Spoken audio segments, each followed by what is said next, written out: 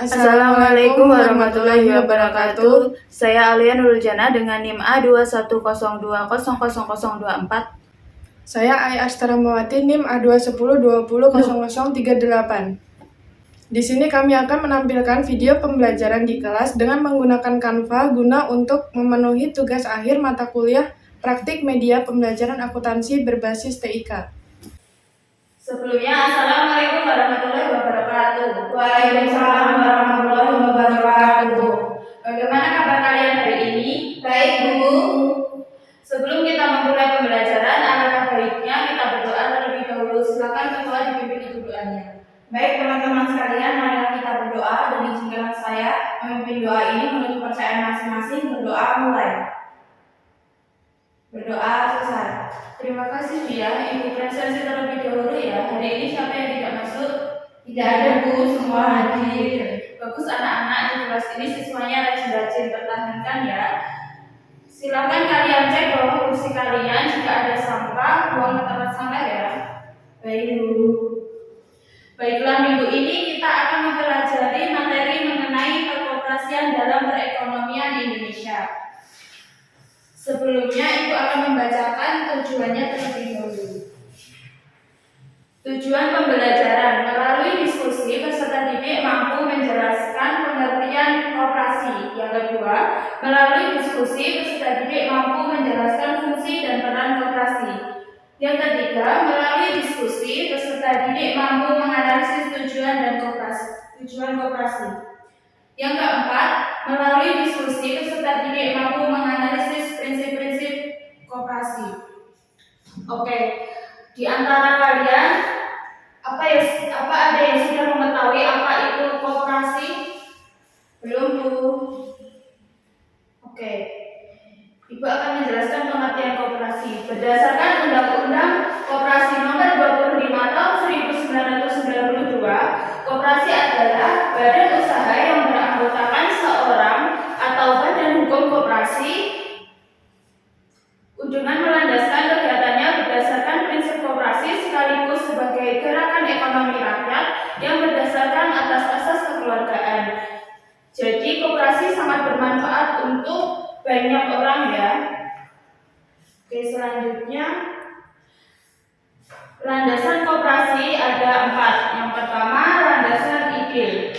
Landasan IDIL ini merupakan Pancasila yang berdasarkan pandangan hidup dan ideologi negara bangsa Indonesia. Yang kedua, landasan struktural. Landasan struktural ini berdasarkan atas asas kekeluargaan. Yang ketiga, landasan operasional.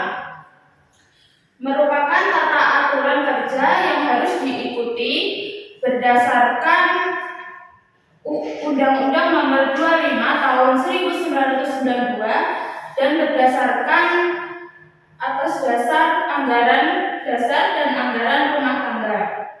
Yang ketiga, landasan mental merupakan landasan yang memiliki rasa kesetiakawanan dan kesadaran pribadi untuk memajukan koperasi.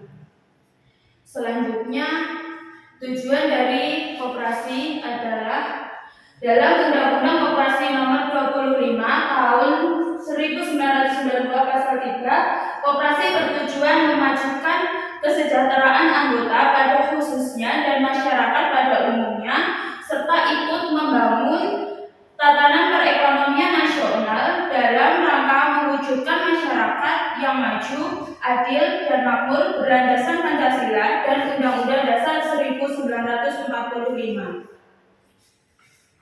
Selanjutnya, fungsi dan peran koperasi. Fungsi dan peran koperasi ini ada 4. Yang pertama, membangun dan mengembangkan potensi dan kemampuan ekonomi anggota pada khususnya dan masyarakat pada umumnya untuk meningkatkan kesejahteraan ekonomi dan sosialnya. Yang kedua, berperan secara aktif dalam upaya mempertinggi kualitas kehidupan masyarakat. Yang ketiga, memperkokoh perekonomian rakyat sebagai dasar kekuatan dan ketahanan perekonomian nasional dengan koperasi sebagai sokong guru atau penyangga utama. Yang keempat, berusaha untuk mewujudkan mewujudkan dan mengembangkan perekonomian nasional yang merupakan usaha bersama berdasar atas asas kekeluargaan dan demokrasi ekonomi. Selanjutnya, prinsip koperasi. Prinsip koperasi ini ada 7. Yang pertama, keanggotaan bersifat sukarela dan terbuka. Pengelolaan, yang kedua, pengelolaan dilaksanakan secara demokratis. Yang ketiga, mandiri. Yang keempat, pembagian SHU secara adil sebanding dengan besarnya jasa masing-masing anggota. Yang kelima, pemberian balas jasa terbatas atas modal. Yang keenam, koperasi menyelenggarakan pendidikan dan pelatihan bagi anggota pengurus dan pengawas. Yang ketujuh, kerjasama antar koperasi. Oke, selanjutnya penggolongan koperasi ada 2. Yang pertama berdasarkan keanggotaannya, yang kedua berdasarkan jenis usahanya. Yang pertama berdasarkan keanggotaannya adalah ada 2. Koperasi primer. Koperasi primer ini beranggotakan minimal 20 orang. Sedangkan koperasi sekunder beranggotakan beberapa koperasi berbadan hukum. Koperasi sekunder ini terbagi menjadi 3. Yang pertama koperasi pusat, anggotanya minimal 5 dari koperasi primer. Yang kedua koperasi gabungan, anggotanya minimal 3 dari koperasi pusat. Yang ketiga koperasi induk yang anggotanya 3 dari koperasi gabungan. Selanjutnya berdasarkan jenis usahanya. Koperasi produksi.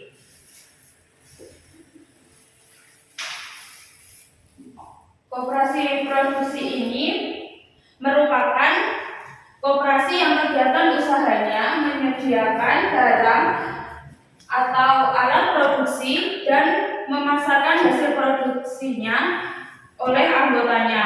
Yang kedua, koperasi konsumsi merupakan usaha menyediakan atau menjual kebutuhan sehari-hari anggotanya.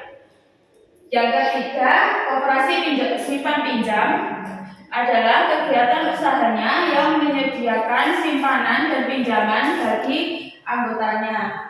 Yang terakhir, koperasi serba usaha merupakan koperasi yang kegiatannya lebih dari 1 jenis usaha. Demikian tadi penjelasan dari Ibu. Apakah ada yang ingin ditanyakan? Ya, silakan Kak Risa. Apakah koperasi memiliki peran penting dalam perekonomian Indonesia, Bu? Sebelum Ibu menjawab, apakah ada yang ingin menjawabnya? Saya, Bu. Ya, silakan Ibu. Menurut saya itu penting, Bu, karena koperasi menjadi alat yang digunakan untuk memimpin ekonomi sosialisme khas Indonesia. Baik, jawaban dari Aik sudah benar. Oke, selanjutnya silakan kalian buat kelompok 4-5 orang. Silakan pilih kelompoknya sendiri, bebas ya. Ibu akan bagikan LKPD-nya. Diskusikan soal LKPD-nya. Ibu kasih waktu 15 menit.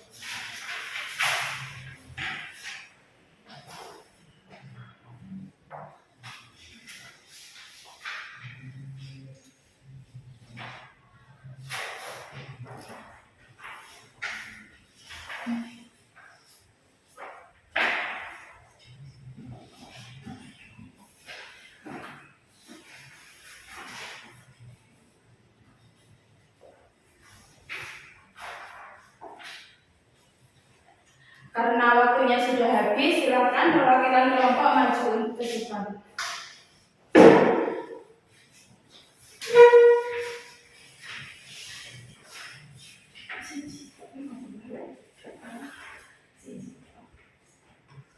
Baik, teman-teman, terima kasih atas waktu dan kesempatan yang telah diberikan kepada kelompok kami. Kami di sini akan mempresentasikan hasil diskusi kelompok kami. Jadi yang pertama yaitu Koperasi adalah badan hukum yang beranggotakan perorangan atau badan hukum yang berdasar atas asas kekeluargaan dengan tujuan untuk mensejahterakan anggotanya. Yang kedua, manfaat koperasi dan peran koperasi menurut Undang-Undang Nomor 25 Tahun 1992. Yang pertama, untuk membangun dan mengembangkan potensi dan kemampuan ekonomi anggota pada khususnya dan masyarakat pada umumnya dalam meningkatkan kesejahteraan ekonomi. Yang kedua, untuk mempertinggi kualitas kehidupan manusia dan masyarakat. Yang ketiga, untuk memperkokoh perekonomian rakyat sebagai dasar kekuatan dan ketahanan perekonomian nasional dengan koperasi sebagai sokong burunya. Yang ketiga, koperasi terbagi menjadi dua, yaitu koperasi menurut usaha yang dijalankan dan koperasi menurut sifat keanggotaan. Yang keempat, koperasi dapat memajukan kesejahteraan anggota dan masyarakat serta ikut membangun tahanan perekonomian nasional dalam rangka mewujudkan masyarakat yang maju. Yang kelima, koperasi pertama kali didirikan oleh Drs. Moh-Hatta, Bapak Koperasi Indonesia pada tanggal 12 Juli 1960. Baik teman-teman, sekian presentasi dari kami, kurang lebihnya kami mohon maaf. Wassalamualaikum warahmatullahi wabarakatuh. Terima kasih Adik dan Darisa sudah mempresentasikan hasil diskusinya. Karena sesi diskusi ini sudah selesai, izinkan Ibu memberikan kesimpulan sedikit.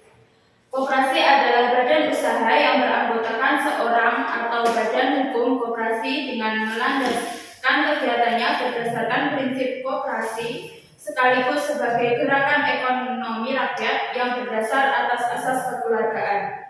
Koperasi ini juga penting karena koperasi menjadi alat yang digunakan memimpin ekonomi sosialisme khas Indonesia. Oke, selanjutnya sekarang untuk menguji kemampuan kalian, Ibu akan memberikan post test. Silakan dikerjakan selama 5 menit.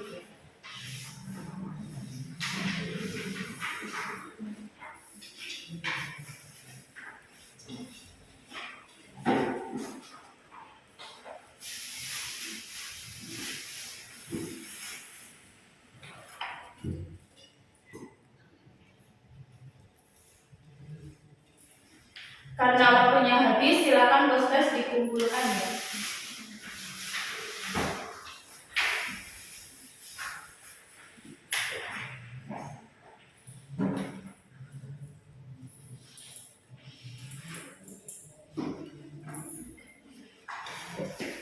Baiklah anak-anak, Ibu sudah memeriksa post test kalian, hasilnya sudah bagus semua. Sebelum kita tutup pembelajaran hari ini, silakan ketua dipimpin untuk doa. Baik teman-teman, sebelum kita mengakhiri pembelajaran pada pagi hari ini, alangkah baiknya kita menutup dengan doa. Berdoa mulai. Berdoa selesai. Cukup sekian pembelajaran hari ini. Wassalamualaikum warahmatullahi wabarakatuh. Waalaikumsalam warahmatullahi wabarakatuh. Sekian dari kami, terima kasih. Wassalamualaikum warahmatullahi wabarakatuh.